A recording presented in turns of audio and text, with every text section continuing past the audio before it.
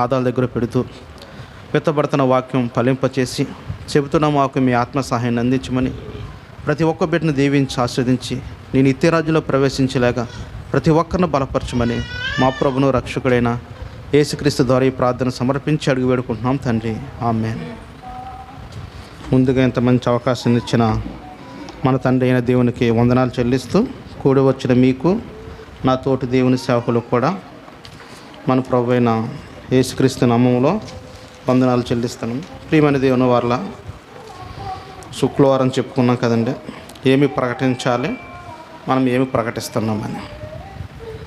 ఎందుకంటే పరిస్థితులు చూస్తుంటే ప్రపంచంలో క్రైస్తవులుగా పిలువబడుతున్న మనము, విశ్వాసులుగా పిలువబడుతున్న మనము పరిస్థితులు చూస్తుంటే చాలా దిగజారిపోతున్నాయి. ఎందుకంటే ఇతరులకు బోధించే నువ్వే మనం బోధించుకుంటాం మానేసాం. ఇతరులకు ప్రకటించడానికి ఇష్టపడుతున్నాం, కానీ ప్రకటించబడుతున్న వాక్యం మన జీవితానికి అన్వయించుకోవట్లేదు. ఎందుకంటే ఎలా అయిపోయిందంటే పరిస్థితి, ఎలక్షన్లు వస్తున్నాయి కదా, ఇప్పుడు వస్తున్నాయి కదండి, ఎలక్షన్లు వస్తున్నాయా? ఎలక్షన్లు వస్తున్నాయి. ఎవరు ఏ పార్టీ కోటేసుకుంటారో అది మీ వ్యక్తిగత విషయం. కానీ ఒక మీటింగ్ జరిగింది మన కాకినాడలో, ఒక 2 రోజుల క్రితం ఒక మీటింగ్ జరిగింది. ఒక పాస్టర్ అమ్మ గారు కేకేశారు, చుట్టుపక్కల ఉన్న సేవకులందరినీ కేకేసి వచ్చిన వాళ్ళకి 1000 రూపాయలు ఇస్తామన్నారండి సేవకులకి. అంటే దేవుడు దేన్నైతే ఆశించొద్దు అన్నాడో వాళ్ళు అనుకున్నాక 3 అంతలు 4 అంతలు ఎక్కువ వెళ్ళిపోయారంటే సేవకులు. ఈ మీటింగ్ పెట్టిన వాళ్ళు మేము అనుకున్న దానికి ఎక్కువ చేశారని ఆల్రెడీ ముందే ఇలా వెళ్ళినప్పుడు ఒక స్టాంప్ వేశారంట ఇలా సేవకులందరికీ, మీకు ఎంత ఇస్తాం వస్తాయని. కవర్లో కూడా పెట్టేశాను డబ్బులు. అదేంటంటే 25% అనుకున్నది 100% వెళ్ళింది. మళ్ళీ కవర్లన్నీ తీసి ఆ కవర్లో సగం చదివినా డబ్బులు చాలలే. మన సేవకులు ఏం చెప్తారంటే, నా దేవుడు ఏలియాను పోషించిన దేవుడు నన్ను పోషించడా అంటే పెదవులతోనే తప్ప. కానీ పరిస్థితి మన దాకా వచ్చేటడికి ఏమవుతుందంటే, దేని వెనకాలైతే పరిగెత్తొద్దన్నాడో దాని వెనకాల పరిగెత్తుతున్నారు. మీరు ఇస్తారు ఎవరా అని కొట్టుకున్నారంట. చూడండి, పేపర్లో వచ్చింది, ఈనాడులో వచ్చింది, ఆంధ్రజ్యోతిలో వచ్చింది. మనకు శత్రువులు ఈ ప్రపంచంలో చాలామంది ఉన్నారు. అంటే దేవుని నామాన్ని ఎలా అవమానపరుస్తున్నారంటే, దేవుడు పేరు చెప్పి బతుకుతున్నాం కదా మనమే ఆయన అవమానపరుస్తున్నది. మీరు మాకు అనుకున్నది ఇస్తారు ఎవరా? ఇందుకా నువ్వు రక్షింపబడ్డది?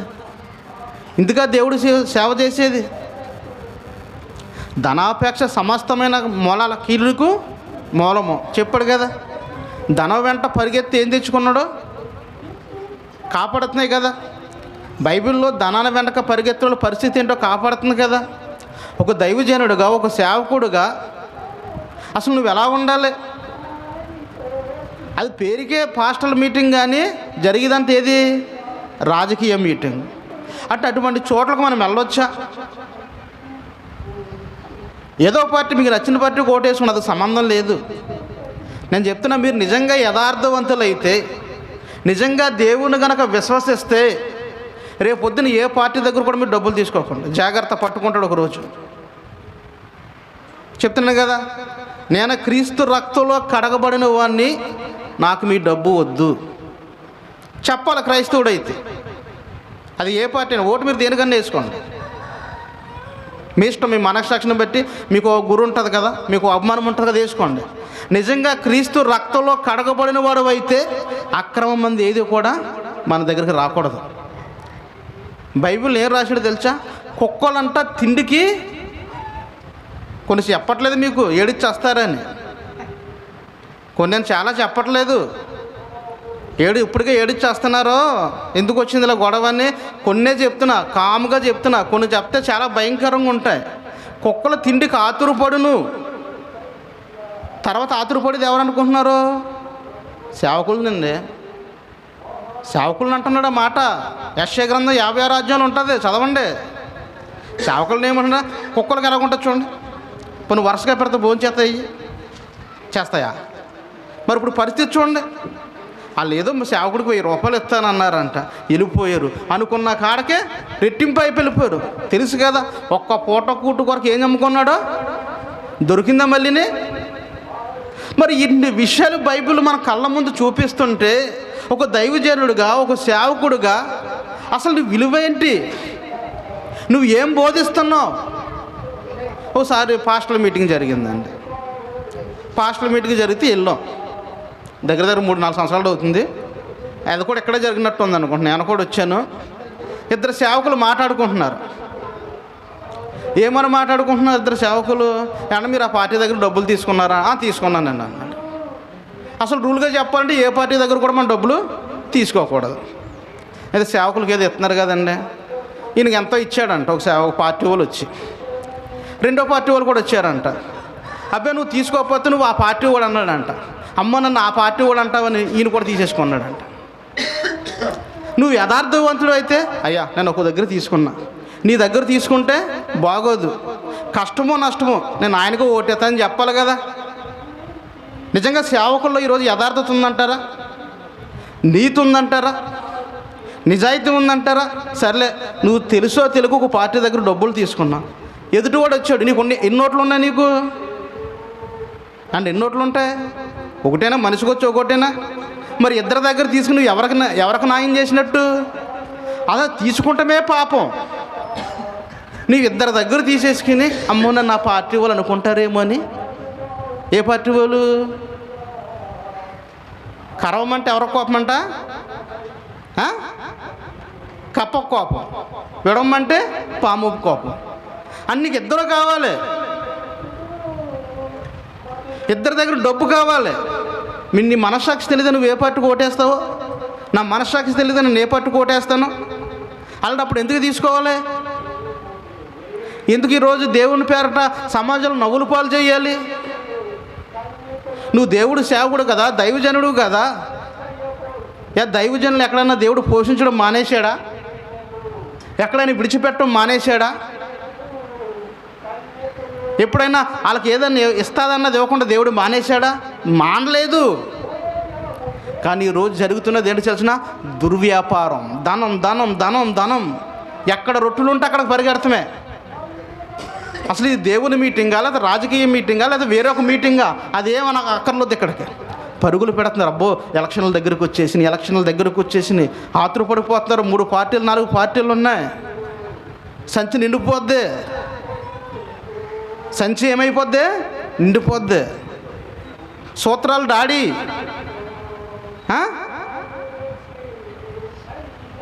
ఏ డాడీ? సూత్రాలు డాడీ. వేసుకో డాడీయేనా? ఏసు ఎవరండి? ఏసు ఎవరు? ఏసు గురించి ఎక్కడ తండ్రి అని చెప్పిందా? నా తండ్రి మీ తండ్రి అన్నాడు యేసు. అసలు వాక్యం తెలియదు, వాక్యం చదవరో, ఏం మాట్లాడుతున్నారు తెలీదు. అసలు పాపం అంటే ఏంటో తెలియదు.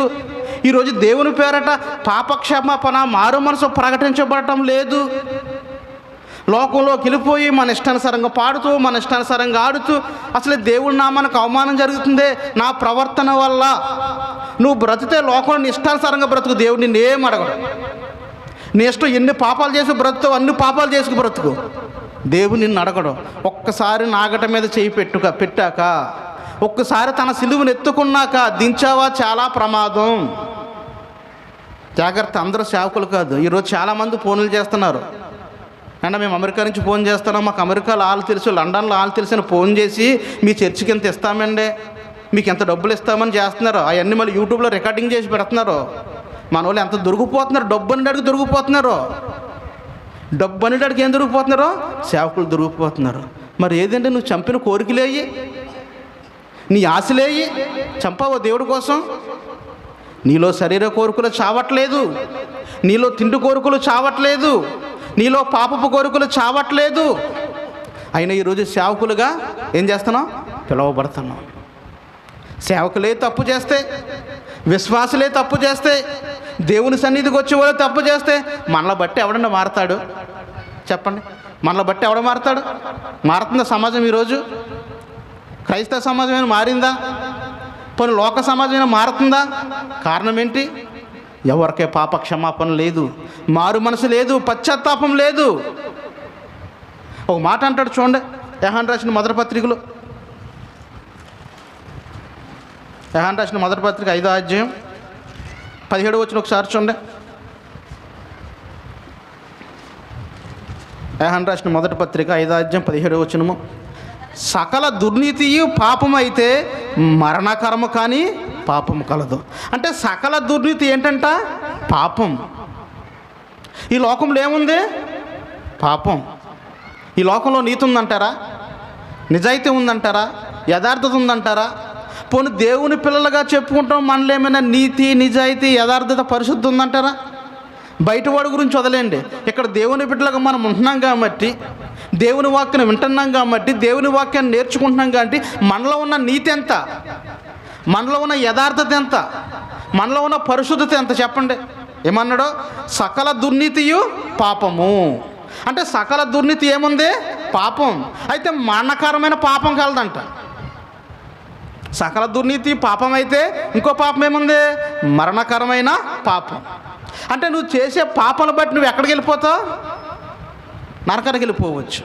అంటే ఈ లోకంలో ఉన్నది ఏంటి? పాపం. 1 నేత్రాస, 2 శరీరాస, జీవపడంబం. ఈ 3 ఎవరిలో ఉండకూడదు అన్నాడు దేవుడు. నా పిల్లల్లో కనపడకూడదు. నేను ఎవరినైతే పిలిచానో, ఎవరినైతే ఎన్నుకున్నానో, ఎవరినైతే నా పిల్లలుగా నేను చూస్తున్నానో వాళ్ళలో ఈ లక్షణాలు కాపాడకూడదు. నీకు నేత్రాస ఉండకూడదు, నీకు జీవపడంబం ఉండకూడదు, నీకు శరీరాస ఉండకూడదు. మరి అన్నీ మనలోనే ఉన్నాయి, లేవంటారా? నిజం విడిచిపెట్టేశారా? శరీరాశ కానీ, నేత్రాశ కానీ, జీవపడంబం కానీ విడిచిపెట్టారా?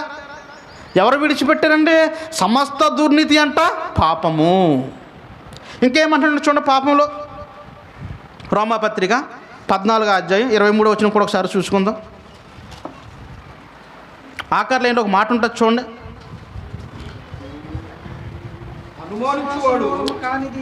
విశ్వాసం మూలము కానిది ఏదో అది పాపం. ఏమంటున్నాడంటే విశ్వాసం మూలము కానిదేదో అది పాపం. ఏది నీ విశ్వాసం? నీ విశ్వాసం ఏదంటున్నాను? విశ్వాసం మూలము కానిదేదో అది పాపము. అంటే విశ్వాసం అంటే ఏంటి? నీ కడుపు నొప్పి తగ్గితే విశ్వాసమా?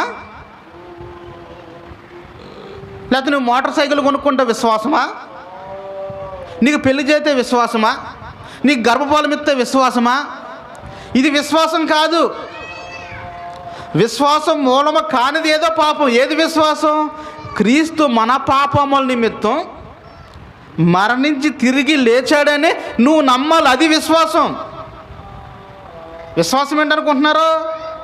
క్రీస్తు నీ కొరకు, నా కొరకు మరణించి తిరిగి లేచాడని నువ్వు నమ్మితే విశ్వాసం. అది ఎక్కడ పెదవులతో కాదు, నీ హృదయంలో విశ్వసించాలి. అంటే నాకు ఏదో జరిగితే విశ్వాసమా? జరగకపోతే దేవుడిని నమ్మవా? నీకు ఇవ్వకపోతే దేవుడిని నమ్మవా? దేవుడిని విశ్వసించవా? అంటే విశ్వాసం మూలము కానిదేదో అది పాపం అంటున్నాడు. ఇప్పుడు దేన్ని నమ్మాలి? ఈరోజు క్రైస్తవ సమూహం దేని బట్టి దేవుడి దగ్గరకు వస్తుంది?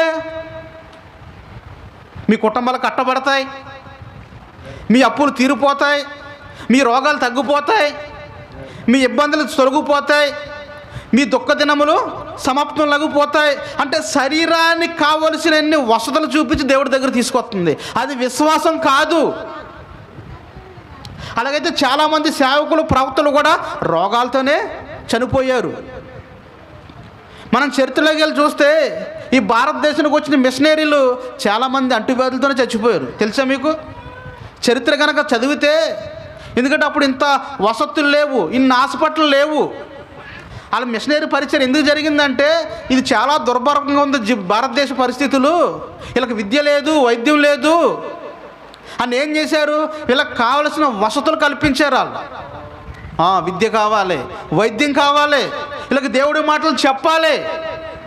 నిజంగా వాళ్ళ దగ్గర వరాలు ఉంటే, వాళ్ళ దగ్గర ఉన్న అద్భుతాలు చేసే శక్తి ఉంటే ఆ రోజు వాళ్ళని హాస్పిటల్ ఎందుకు కడతారు? దేవుడే స్వస్థపరుస్తాడు కదా. ఆలోచించాలి, బుర్రపెట్టి ఆలోచించాలి కదా, ఎందుకు కట్టారు హాస్పిటల్? ఈరోజు భారతదేశంలో పెద్ద పెద్ద హాస్పిటల్ అన్నీ ఆలకట్టినవే. వాళ్ళ పేరున ఉంటుంది చూడండి, ప్రతి పేరు క్రీస్తు పేరు ఉంటుంది, క్రైస్తవ పేర్లు ఉంటాయి హాస్పిటల్కి. మిషనరీ స్కూళ్ళన్నీ ఆలయే. ఎందుకు కట్టారనుకుంటున్నారో? విద్య రావాలి. 4 మాటలు వస్తాయి కదండి, బైబిల్ చదువుతాం. 4 మాటలు నేర్చుకుంటేనే కదా బైబిల్ చదివేది. ఆ నేర్చుకున్న మాటలు ఇతరులకు చెప్తేనే కదా సేవ ముందుకెళ్ళేది. ఈరోజు పరిస్థితి ఎలా అయిపోయింది? చెట్టు పేరు చెప్పి ఏమనుకుంటున్నారు? ఎరా కాయలు అమ్ముకుంటున్నారు. విశ్వాసం మూలము కానిదేదో పాపం. జాగ్రత్త ప్రియమైన దేవుని బిడ్డలారా, నువ్వు నమ్మింది సరైన విశ్వాసమా కాదో ఒక్కసారి బైబిల్ దగ్గరికి రా. సకల దుర్నీతియు పాపము. రెండేమంటున్నాడో? విశ్వాసం మూలము కానిదేదో అది పాపం. నువ్వు దేన్ని బట్టి క్రీస్తుని నమ్ముతున్నావు? నువ్వు దేన్ని బట్టి విశ్వసిస్తున్నావు? దేన్ని బట్టి నువ్వు నమ్మకంగా ఉన్నావు? ఈరోజు ఎవరికో ఏదో జరిగిందని, ఎవరికో ఏదో వచ్చిందని దాన్ని బట్టి నమ్ముతున్నారా? అదైతే నీ విశ్వాసం సరైంది కాదు, అది పాపం. అలాగైతే లోకంలో అన్ని జనులు, ఇతర మతస్థులకు ఎలా తగ్గుతున్నాయి రోగాలు, ఎలా వస్తున్నాయి గర్భఫలాలు, అలా ఎలా అవుతున్నారు ధనవంతులు? ఎప్పుడన్నా ఆలోచిస్తున్నారా? మరి నువ్వు విశ్వాసం అంటున్నావు, నీకన్నా ధనవంతులు రాలే కదా. మనం మా అయితే గవర్నమెంట్ హాస్పిటల్కి వెళ్తాం. ఈరోజు మన పరిస్థితి ఎలాగుంటుందో తెలుసా? ఆరోగ్యశ్రీ లేకపోతే ఎలాగుంటుందో తెలుసా? అంతే కదండి. ఎందుకు ఇచ్చారు ఆరోగ్యశ్రీ? అది ఏ ప్రభుత్వమైనా కొనసాగిస్తుంది కదా. ఎందుకు వచ్చింది? మన పరిస్థితి ఎలాగుంటుంది? మరి ఆరోగ్యశ్రీకి ఇచ్చిన కార్డు వచ్చి వెళ్తారా ఆ ధనవంతులు? వాళ్ళకి స్పెషల్ వార్డు కావాలా, ఏసీ వార్డు కావాలి, విఐపి వార్డు కావాలి. వాళ్ళ రూమ్లోకి ఎవరిని వెళ్ళనిస్తారా? మనల్ని ఎక్కడ పెడతారు? ఒకడు సీత్తాడు, ఒకడు బాత్రూమ్కి వెళ్తాడు, ఒకడు దగ్గుతాడు. ఇక్కడున్న రోగాలు కన్నా అక్కడ ఇంకా ఎక్కువైపోతాయి రోగాలు. అదే విశ్వాసం మూలము కానిదేదో అది పాపం. నువ్వు దాన్ని బట్టి నమ్మకూడదు దేవుణ్ణి. అయ్యా, నాలాంటి యోగ్యత లేనివాడికి, అర్హత లేనివాడికి, ఈ లోకమంతా నన్ను ద్వేషించినా, ఈ లోకమంతా నన్ను చెయ్యన్నా, నా వల్ల నన్ను ఇంట్లో నుంచి బయటికి గెంటేసినా, నువ్వేంటయ్యా లోకానికి వచ్చి నా కొరకు ప్రాణం పెట్టావు, నా కొరకు నువ్వు రక్తం కార్చావా, నాలాంటి యోగ్యత లేనివాడికి అని ఎప్పుడైనా కృతజ్ఞత భావంతో ఆయన ముందు పాదాల ముందు పడి ఒప్పుకున్నావు? ఎప్పుడైనా? తెల్లారి లేస్తే రొట్టెలు ఎక్కడ దొరుకుతాయనే చూస్తుంది సమాజం. తెల్లారి లేస్తే రొట్టెలు ఎక్కడ దొరుకుతాయని చూస్తుంది సమాజం. తిండి తిండి తిండి ఎంత ప్రమాదకరమైందో బైబిల్ చెప్పలేదండి మనకి. ఆది నుంచి ఈరోజు వరకు మోసం చేసేది ఏంటి? తిండి కదా. అందుకన్నాడు సకల దుర్నీతియు పాపమే, విశ్వాసం మూలము కానిదేదో పాపము. ఇంకేమంటున్నాడు చూడండి, యోహాను రాసిన మొదటి పత్రిక 3వ అధ్యాయం 4వ వచనము. పాపము చేయు ప్రతివాడును ఆజ్ఞను అతిక్రమించును. ఆజ్ఞ అతిక్రమమే పాపము. పాపం చేయు ప్రతివాడు ఏంటంటే ఏం చేస్తాడు? ఆజ్ఞను అతిక్రమిస్తాడు. ఆజ్ఞ అతిక్రమించడే పాపము. అంటే ఏ ఆజ్ఞ? దేవుడు నిన్ను ప్రేమించి 66 పుస్తకాలు నీకు ఇచ్చాడు కదా. ఇందులో ఎన్ని ఆజ్ఞలు ఉన్నాయో తెలుసా? 66 పుస్తకాలు ప్రేమించి నీ చేతుల్లో పెట్టాడు. ఎన్ని ఆజ్ఞలు ఉన్నాయో తెలుసా మీకు? కొత్త నిబంధనకు వచ్చాక 2 చేశాడు ఆయన. ఏమన్నాడు? నీ పూర్ణ హృదయంతో, నీ పూర్ణ ఆత్మతో, నీ పూర్ణ బలంతో, నువ్వు పూర్ణ శక్తితో నీ దేవుడైన యెహోవాను ప్రేమింపవలెను, నిన్ను వలె నీ పొరుగు వారిని ప్రేమింపవలెను. ఈ రెండింటికి మించిన ఆజ్ఞలేమీ లేవు. ఎందుకంటే నువ్వు దేవుణ్ణి ఎలాగైతే ప్రేమిస్తున్నావో నీ పొరుగు వారిని కూడా అలాగే ప్రేమించు. ఎందుకంటే మీకు నాకు సమస్త ప్రజలందరికీ తండ్రి ఎవరో? ఆయనే కదా. మరి ఆయన బిడ్డలే నువ్వు ద్వేషిస్తున్నావంటే, ఆయన బిడ్డలే నువ్వు హింసిస్తున్నావంటే, ఆయన బిడ్డలే నువ్వు పగ పెంచుకుంటున్నావంటే ఏది నీ విశ్వాసం? ఏది నీ ఆజ్ఞలు? ఆజ్ఞ అతిక్రమమే పాపము. నిజంగా యేసుక్రీస్తు వారు కొండ మీదకి వెళ్ళి ప్రసంగం చేసినప్పుడు మత్తయి సువార్తలో అసలు ఎన్ని ఆజ్ఞలు చెప్పాడు ఆయన. మనకు ఏమీ కాపాడవండి కదండి. మీకు ఎవరు చెప్పినా 5వ అధ్యాయం, 6వ అధ్యాయం, 7వ అధ్యాయం ఏం కాపాడదండి. ఎక్కడి నుంచి కాపాడదు తెలుసా? రొట్టెలు పెట్టాడు కదా కొండ మీద, అక్కడి నుంచి మొదలెడతారు మన వాళ్ళు కదండి. మీరు చూడండి, అక్కడి నుంచి మొదలెట్టి సిలువుకి వెళ్ళి ముందాక బాగానే ఉంటుంది మ్యాటర్ అంతా, అన్ని అద్భుతాలు అన్ని ఆశ్చర్యకారులు మహానుభావుడు చేసుకుంటూ వెళ్ళిపోయాడు. ఈ ముందు పార్ట్ కాపాడదు, లాస్ట్లో చివరికి వచ్చే పార్ట్ కాపాడదు మన వాళ్ళకి.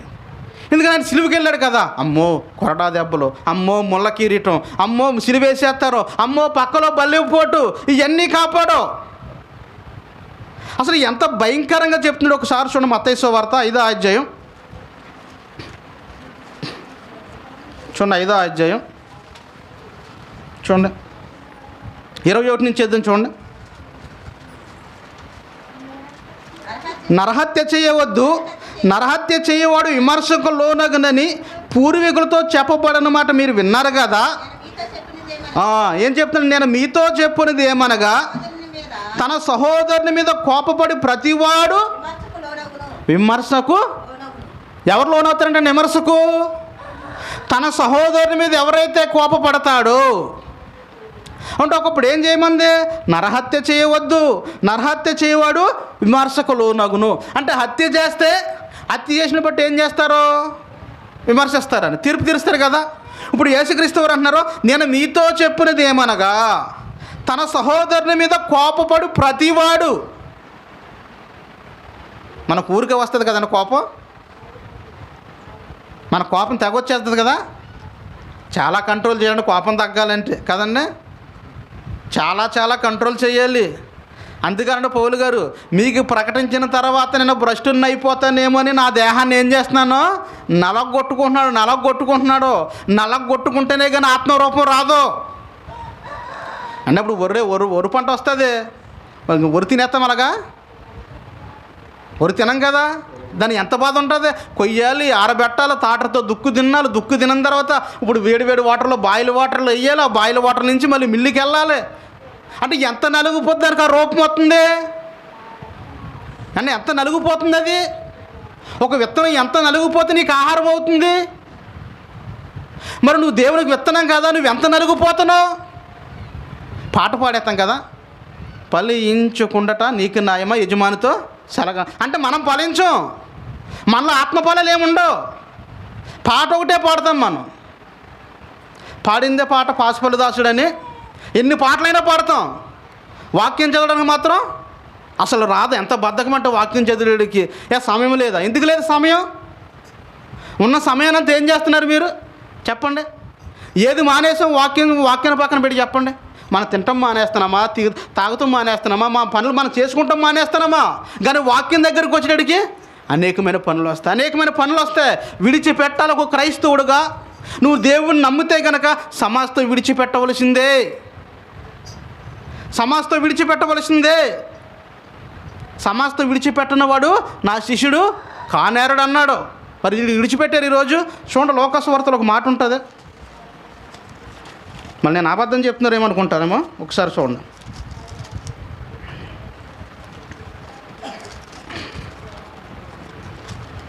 చూడండి 14వ అధ్యాయము 33 వచ్చిన ఒకసారి చూడండి. లోకస్వార్త 14:33.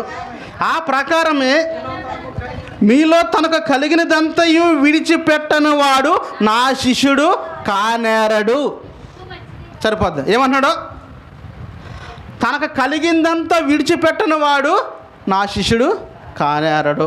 మరి మొదటి శతాబ్దం ఉన్న 12 మంది శిష్యులు విడిచిపెట్టారు లేదని చెప్పండి. విడిచిపెట్టారా? సమస్త విడిచిపెట్టే కదా వెంబడించారు. అపోస్తలైన పౌలు విడిచిపెట్టాడా?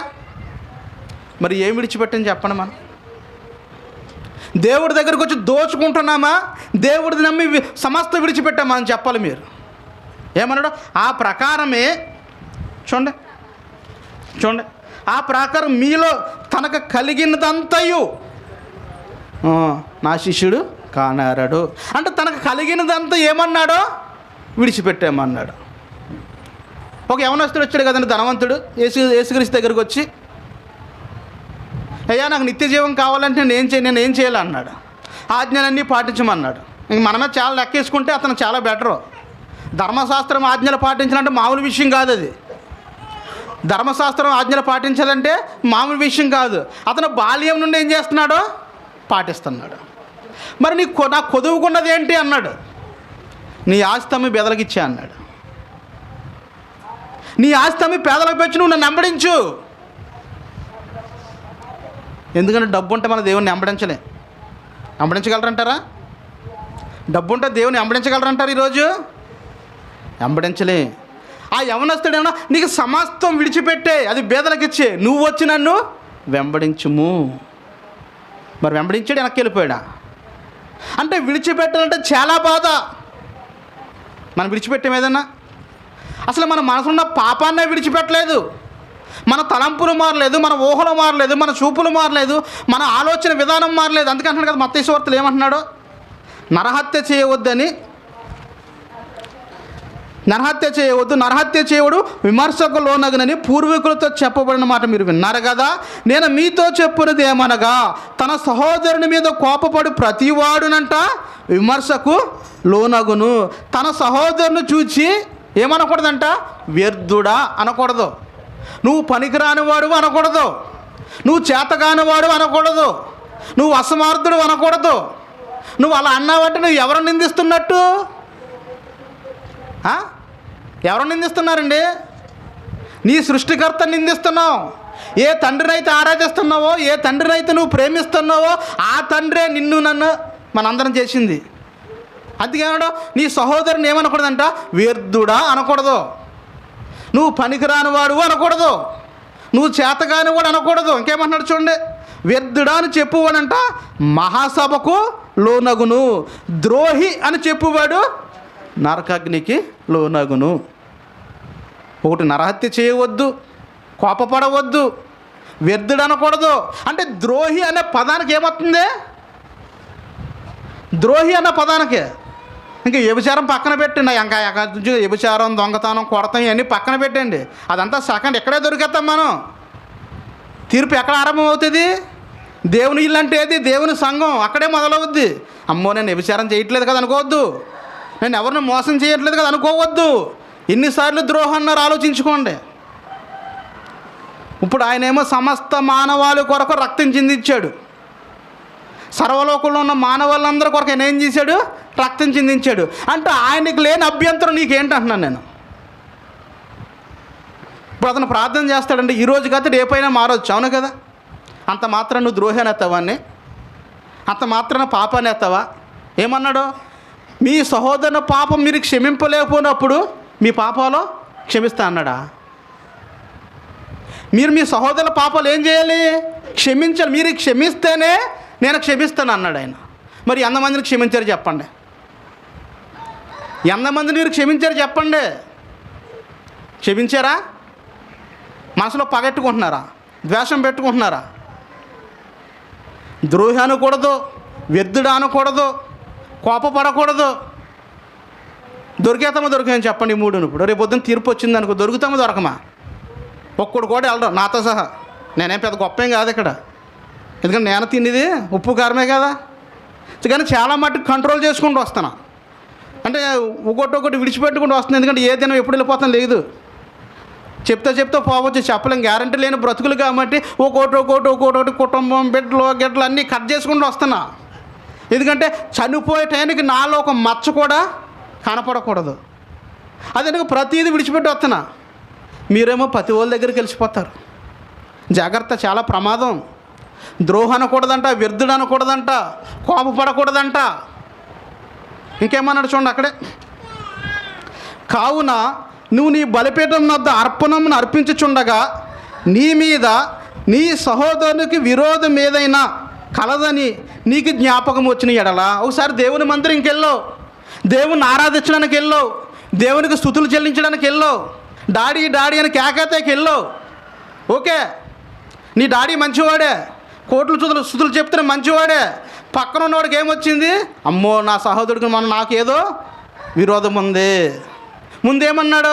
దశంభాగం ఇచ్చి వెళ్ళిపోన్నాడా? నాన్న నువ్వు వచ్చావు కదా, మళ్ళీ వస్తావా రావో, బయటకు వెళ్తే నీ మనసు మారిపోద్దేమో, ముందు సంచిలేసి వెళ్ళిపో అన్నాడా? అక్కడ అర్పణ అంటే ఏంటంటే నువ్వు ఏదో అర్పించేది అర్పణే కదా. అది డబ్బు రూపమైనా కావచ్చు, వస్తు రూపమైనా కావచ్చు, ఏదైనా కావచ్చు. ఏమంటున్నాడో చూడండి, కావున నువ్వు బలిపీఠం వద్ద అర్పణం అర్పించుచుండగా నీ మీద నీ సహోదరునికి విరోధం ఏదైనా కలదని అక్కడ నీకు జ్ఞాపకం వచ్చిన ఎడలా ఏమన్నాడు? అక్కడే ఆ బలిపీఠం ఎదురు నీ అర్పణమును విడిచిపెట్టు. ముందు నువ్వు నాకొద్దు, నువ్వు ఇచ్చే అర్పణ నాకొద్దు అని విడిచిపెట్టు. ముందు ఎక్కడికి వెళ్ళాలి? ఎంతమంది వెళ్తున్నారు ఈరోజు చెప్పండి? ఎంతమంది వెళ్తున్నారు ఈరోజు? వెళ్తారా? ఆడు చచ్చిపోవాలి నాయన, ఆ లారీ గుద్దేయాలి నాయన. ఎక్కడికి వెళ్ళి ఈ మాటలు వినపడుతున్నాయి? ప్రభువా అని ఎప్పుడు చంపేస్తావు నాయన, ఎప్పుడు తీసుకుపోతావు నాయన? లేదా ఇంకేమంటారు? నా కడుపులాగా వాళ్ళ కడుపు ఎప్పుడు కాలిపోద్ది నాన్న. అంతే కదండి. అయ్యో దేవుడు ఇచ్చాడు, దేవుడు తీసేసుకున్నాడు, ఇటువంటి మాటలు మనకు రావో. నా కడుపు కాలిపోయింది కదా, వాళ్ళ కడుపు కూడా. ఈ క్రైస్తవులు మాట్లాడుకునే మాటలండి,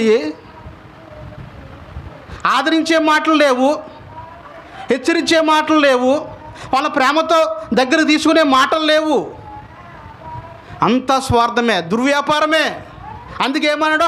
ఆజ్ఞ అతిక్రమము పాపం. మరి ఆజ్ఞని ఎవరు అతిక్రమించారు? అసలు ఈ పాపం లోకంలోకి ఎందుకు వచ్చింది? ఇంకా చూసుకుంటూ వెళ్దాం. చూడండి ఇంకేమంటున్నాడు.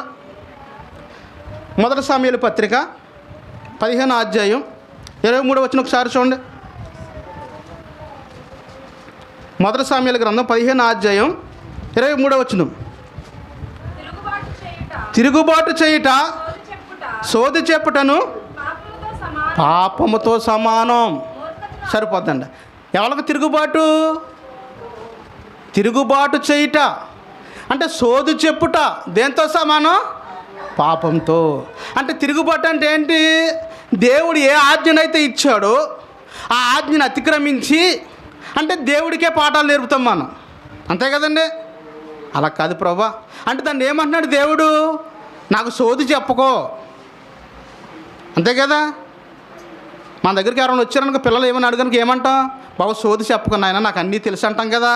అంటే దేవుడికే పాఠాలు నేర్పుతున్నాం మనం ఇప్పుడు. అంటే ఆజ్ఞను అతిక్రమించి పాపం చేసి దేవుడి మీద తిరుగుబాటు చేసి సోది చెప్పుతున్నాం దేవుడికి. అందుకే దాన్ని ఏమంటున్నాడు? పాపము. అదే 1 సమూయేలు గ్రంథము 12వ అధ్యాయం 23వ వచనం కూడా ఒకసారి చూడండి. నా మట్టుకు నేను మీ నిమిత్తము ప్రార్థన చేయటం మానుట వలన యెహోవాకు విరోధంగా పాపం చేసిన వాడు అగుదును. ఏమంటున్నాడు?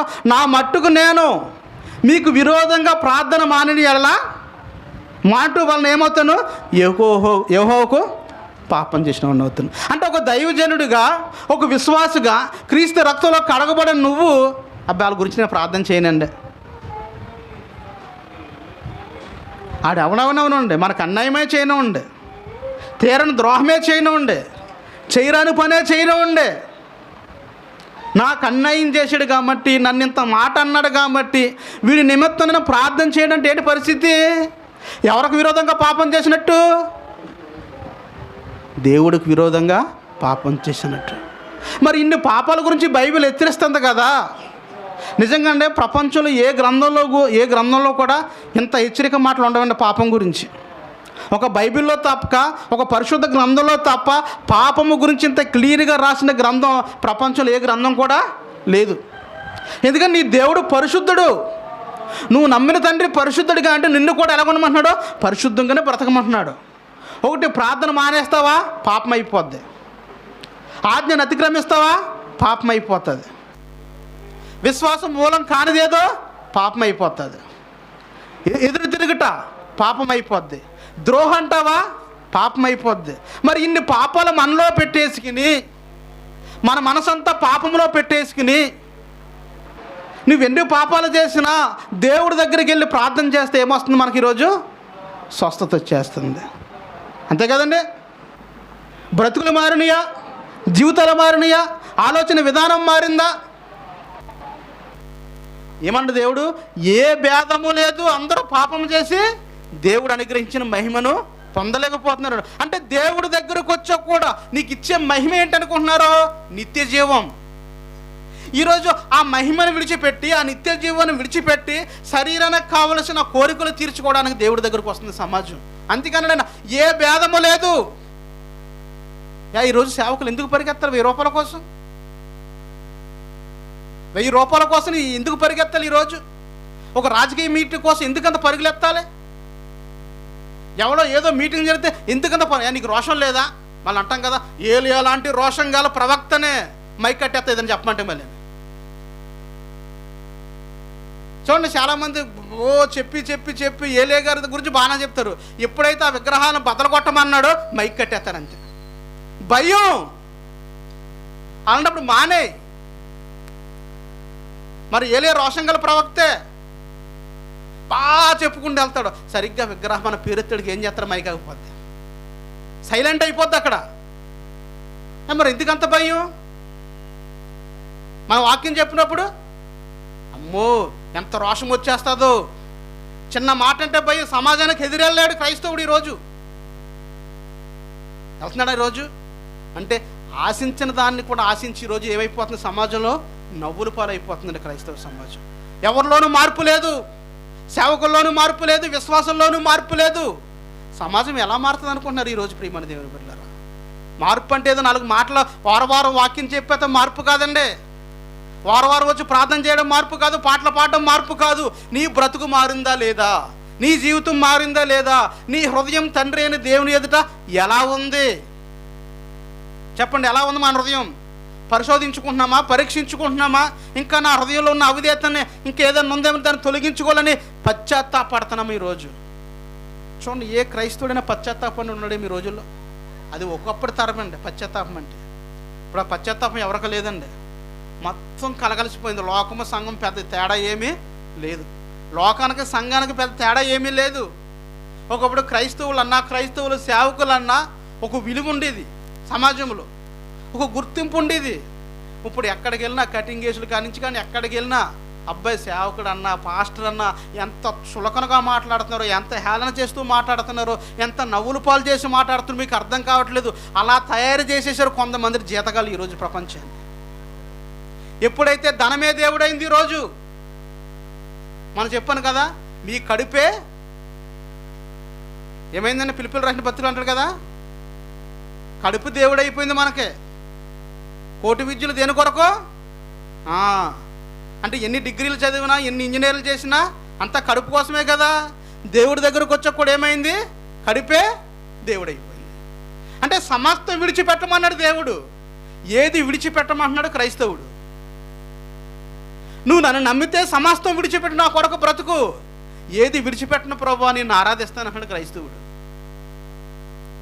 నువ్వు అలా ఉండు, నీకు కావాల్సిందేంటి? 2 చేతులు పైకెత్తుతాను, అంతే కదా. ఎత్తమన్నా కదా, 2 చేతులు పైకెత్తమన్నా కదా, ఎత్తుతాను. చెప్పమన్నా కదా, హల్లెలూయా చెప్తాను. ప్రార్థనకు ముందు ఆమేన్ అంటాను, ప్రార్థన అయ్యాక ఆమేన్ అంటాను. సంగీతాలతో పాడమన్నా కదా, కొడతాను సంగీతం, ఇష్టం వచ్చినట్టు కొడతాను సంగీతం. ఏదైనా చేస్తాను, కానీ ఏది మాత్రం విడిచిపెట్టను. నేను ఏది విడిచిపెట్టను. నీకు కావాల్సిందేంటి? ఆరాధన, అంతే కదా, తీసుకో ఆరాధిస్తాను. నాకు మేలు చేయి, నాకు రోగం తగ్గింది, వస్తాను, ఆదివారం ఎప్పుడో వస్తాను, సాక్ష్యం చెప్తే పోతా. మళ్ళీ ఎప్పుడైనా నాకు రోగం తగ్గిందనుకో మళ్ళీ వస్తా. అప్పుడు దాకా నాకేమొద్దు. నాకు నన్ను హెచ్చిస్తున్నావు కదా, నాకు మంచి ఉద్యోగం ఇచ్చే కదా, ఇదిగో నెలలో 10,000 వస్తుంది, 1000 రూపాయలు నీ మొహానాడు వస్తుంది, తీసుకో. జరుగుతలేదండి. చెప్పండి, ఎవడ బైబిల్ చదువుతున్నాను? పోనీ మీరన్నా 3 సంవత్సరాల నుంచి మొత్తుకుంటున్నాను బైబిల్ చదవండి అని. ఒక్కడన్నా చదివాడా? చెప్పండి, ఒక్కడన్నా చదివాడా? నేను 3వ సారి చదువుతున్నాను బైబిల్. ఈ 2024లో 3వ సారి చదువుతున్నాను నేను. ఎందుకు చదవరు మీరు? మీకు ఆజ్ఞలు తెలియవు, పాపం అంటే ఏంటో తెలియదు, నేను ఎలా బ్రతకాలో తెలియదు, ఎలా జీవించాలో తెలియదు. మీరు ఎలా పరలోకం వెళ్ళిపోతాం అనుకుంటున్నారు? అసలు మీరు వచ్చేది ఎందుకు? పరలోకం వెళ్ళడానికి వస్తున్నారా, లేదా దేవుణ్ణి ఆరాధించి వెళ్ళిపోదాక వస్తున్నారా? దేనికోసం వస్తున్నారు మీరు? అంటే బైబిల్లో ఇన్ని రకాలుగా పాపం కాపాడుతున్నప్పుడు ప్రార్థన చేయటం మానుట పాపం, తిరుగుబాటు చేయట పాపం, సకల దుర్నీతి పాపము, విశ్వాసం మూలం కానిదేదో పాపము, ఆజ్ఞ అతిక్రమము పాపము.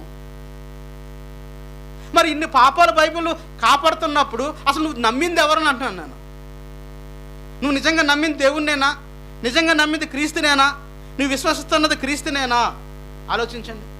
అంటే ఇవన్నీ తెలియకుండా దేవుడి దగ్గరకు వచ్చి, నిజంగా చాలామంది బైబిల్లో ఉంటాయండి, కొత్తగా ఉంటాయండి, అంతే కదా.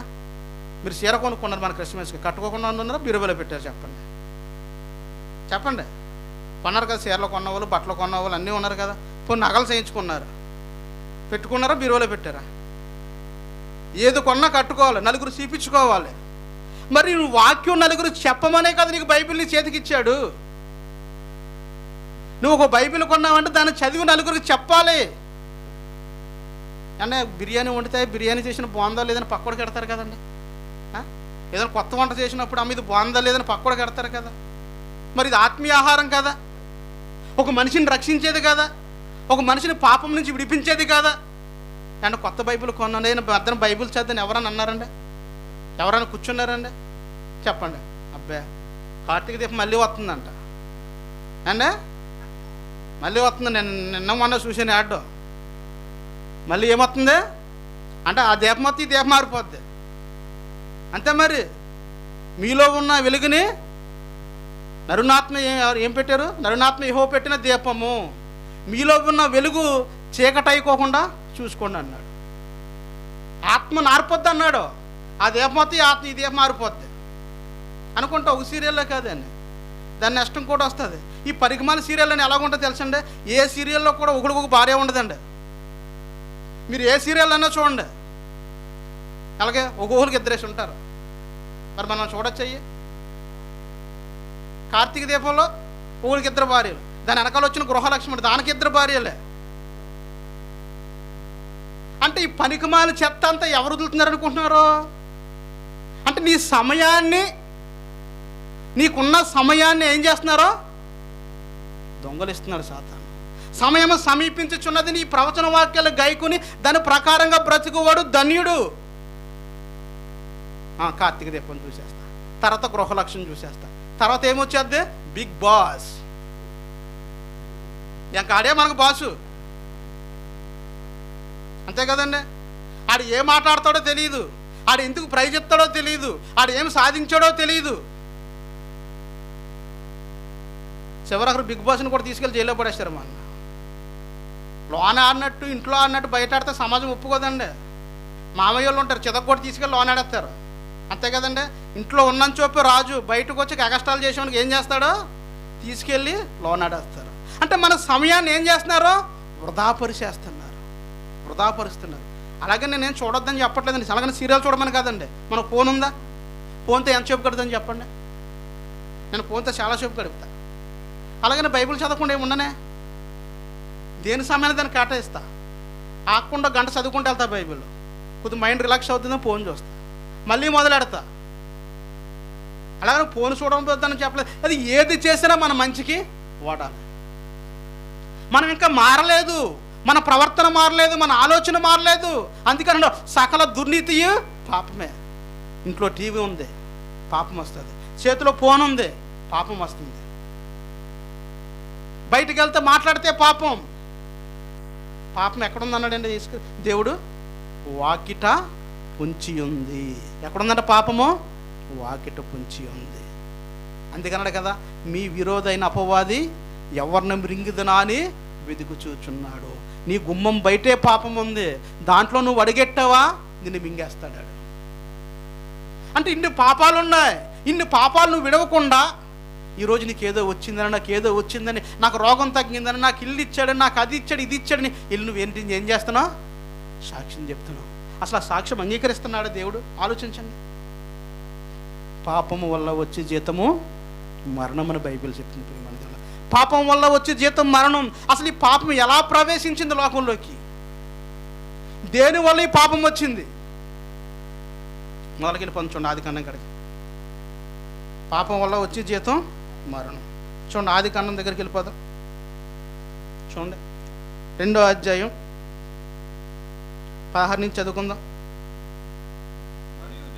మరియు దేవుడైన యెహోవా, ఈ తోటలోనున్న ప్రతి వృక్ష ఫలమును నువ్వు నిరభ్యంతరముగా తినవచ్చును. అయితే మంచి చెడులు తెలివినిచ్చి వృక్ష ఫలములు తినకూడదని నువ్వు వాటిని తిని దినమున నిశ్చయముగా చచ్చెదు అని నరునికి ఆజ్ఞాపించును. ఏమంటున్నాడు? ఇదిగో ఏదైనా తోట వేసాను కదా, ఈ తోటలో ఉన్న ప్రతి వృక్ష ఫలమును నువ్వు ఎటువంటి అభ్యంతరం లేకుండా తినవచ్చు. అయితే ఒక్కటి మాత్రం తినవద్దన్నాడు. తింటే ఏమన్నాడు? చచ్చిపోతావని చెప్పాడు. నువ్వు తినదినమని ఏమైపోతావు? నువ్వు చస్తావని దేవుడు చెప్పుడు ఆజ్ఞ పెట్టాడు అక్కడ. అదే పాపం వల్ల వచ్చే జీతం మరణం. అంటే నువ్వు ఎప్పుడైతే నా ఆజ్ఞను మీరతావో నువ్వేమవుతావు? చస్తావు. అంటే భౌతికమైన చావు కాదు, దేవునితో ఉన్న సంబంధం తెగిపోద్ది. ఇంకేమంటాడు చూడండి, ఆదికాండం 3:4 చూడండి ఒకసారి. అందుకు సర్పము మీరు చావనే చావరు. దేవుడు ఏమంటున్నాడు? తింటే చస్తారని దేవుడు చెప్పాడు. సాతాను ఏమంటుంది? మీరు చావనే చావరు. ఇప్పుడు ఎవరి మాట నమ్మాలి మనం? దేవుడేమో తింటే చేస్తారన్నాడు, సాతాను ఏమంటున్నాడు? మీరు చావనే చావరు. అంటే దేవుడి మాటకి అపవాదం మాటకి ఎంత వ్యత్యాసం ఉందో చూడండి. అంటే మనకు జ్ఞాపకం రావాలి కదండి, నన్ను సృష్టించాడు కదా, నా కోసం ఇంత తోట వేసాడు కదా, నేను తప్ప వేరొకరు లేరు కదా, నేనే ఉన్నాను కదా, ప్రతిదీ తినమన్నాడు కదా, ఈ ఒక్కటి ఎందుకు తినొద్దు అన్నాడు నా ఆలోచన మనకు వచ్చిందా? పోనీ తన భార్యకు అవ్వమ్మ గారికి వచ్చిందా? ఏమన్నా మీరు తినదినమనా నిశ్చయముగా చచ్చిపోతారు. కానీ ఇక్కడ ఏమన్నాడు? సర్పము, అందుకు సర్పము మీరు చావనే చావరు. నిజం చెప్పండి, ఎవరి మాట నమ్మింది సమాజం? ఎవరి మాట నమ్ముతుంది సమాజం? అంటే స్వస్థతలు జరిగిన వాళ్ళందరూ, కాళ్ళు బాగుపడ్డ వాళ్ళు, కళ్ళు వచ్చిన వాళ్ళందరూ బతుకున్నారు, చచ్చిపోయారు చెప్పండి. యేసుక్రీస్తు స్వస్థత చాలామంది చేశాడు కదా, అద్భుతాలు, ఆశ్చర్యకార్యాలు, వాళ్ళందరూ బ్రతుకున్నారు, చచ్చిపోయారా? అంటే ఏదొచ్చినా చచ్చిపోతాం మనం, అంతే కదండి. ఎన్ని పాపాలు చేసినా నువ్వు ఎక్కడికి వెళ్తావు? నరకానికైతే కంపల్సరీ. బ్రతుకు మారకుండా, జీవితాన్ని మారకుండా నువ్వు పరలోకం వెళ్ళలేవు. నువ్వు పరలోకం వెళ్ళాలంటే 66 పుస్తకాలు నువ్వు చదివి తీరాల్సిందే. తర్వాత అంటదా ఆప్షన్ వేరే ఉంది. నువ్వు చదవకుండా ఎవరు కూడా ప్రభు నందు నిద్రించారని మీరు వేసుకుంటే వేసుకోవచ్చేమో, కానీ సమాధి మీద రాయా దాన్ని దేవుడు యాక్సెప్ట్ చేయడు, దాన్ని అంగీకరించడు. మీరు వేసుకోండి, ప్రభు నందు నిద్రించారు, పరలోక పిలుపు. ఏం పిలుపు అంట? పరలోకానికి ఇప్పుడు పిల్లలేదు బిడ్డ.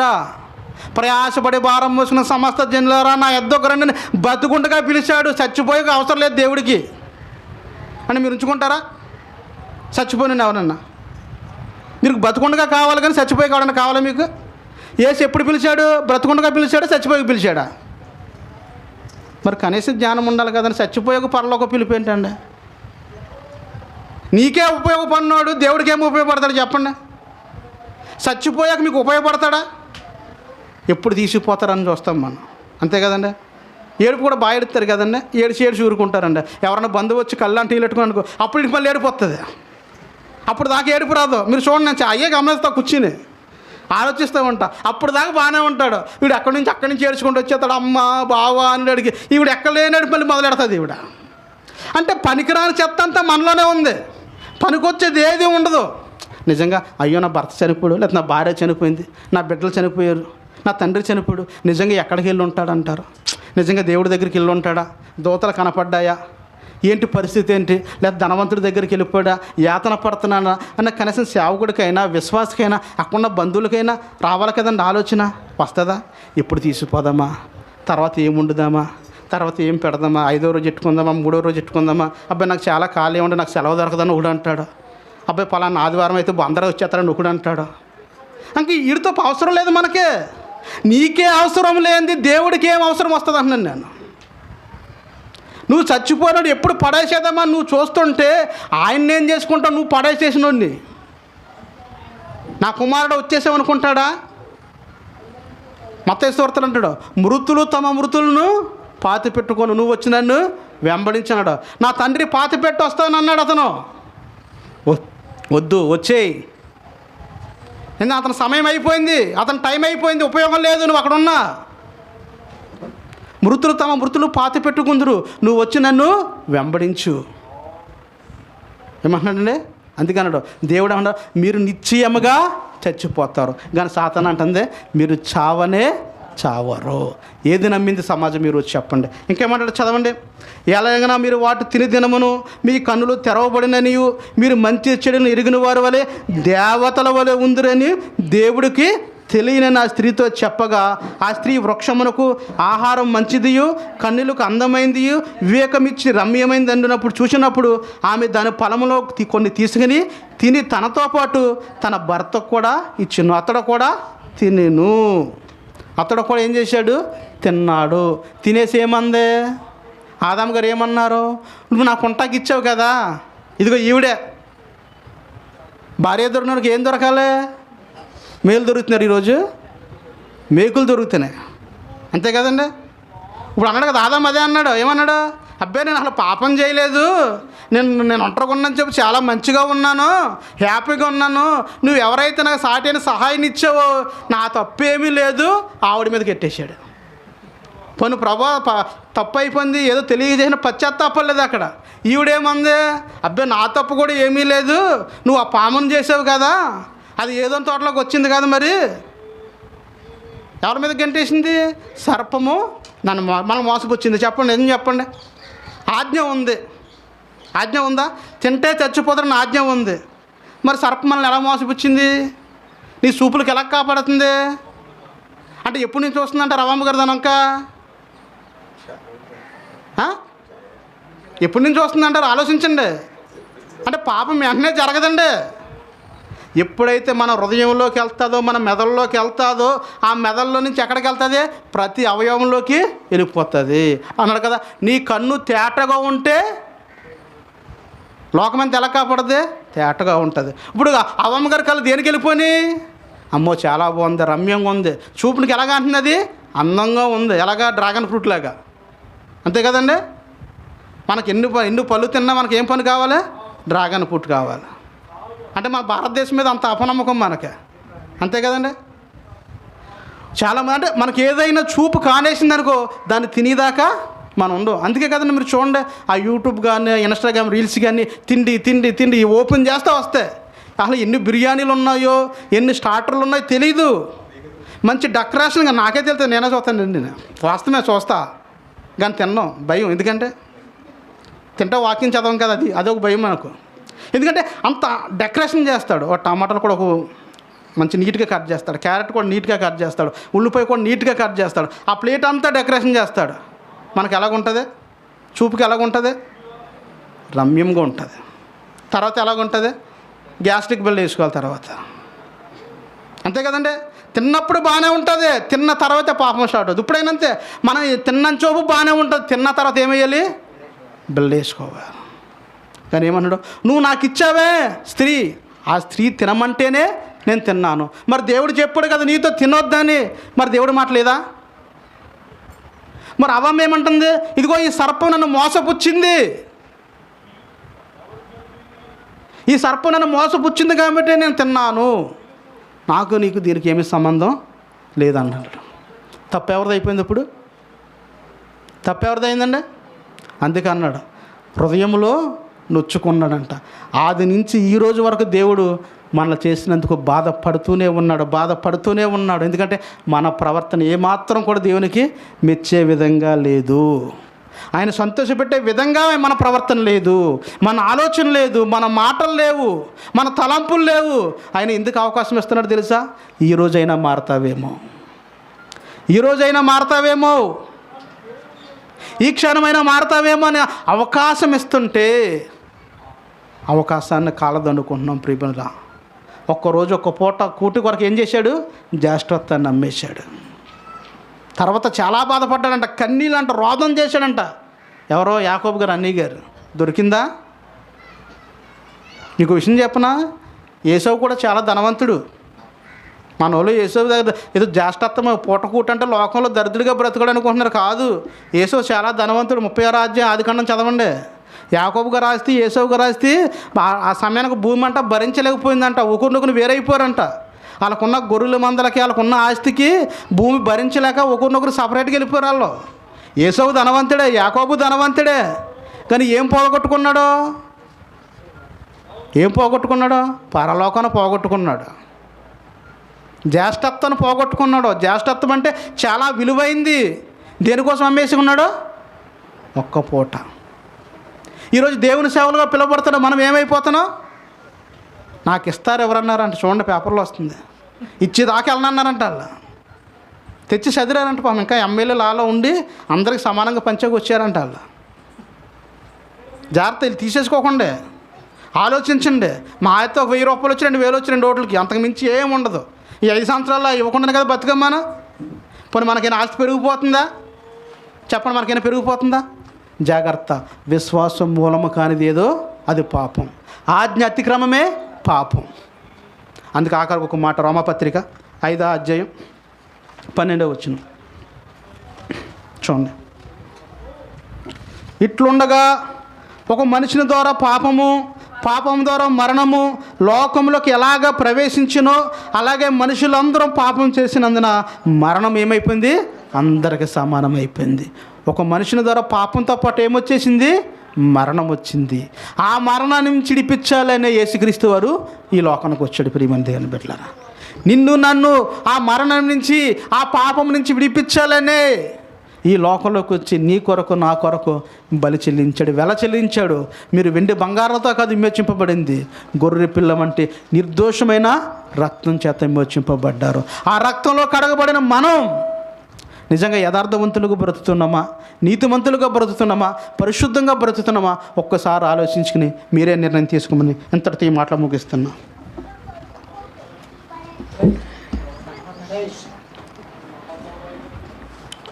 మొదటి కొరింథీ పత్రిక 11వ అధ్యాయం 23 నుంచి 25 వరకు లావణి వచ్చేది వినిపిస్తుంది. 1 కొరింథీ పత్రిక 11వ అధ్యాయం 23 నుంచి 25 వరకు.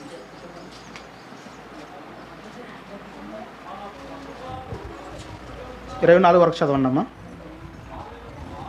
23, 24.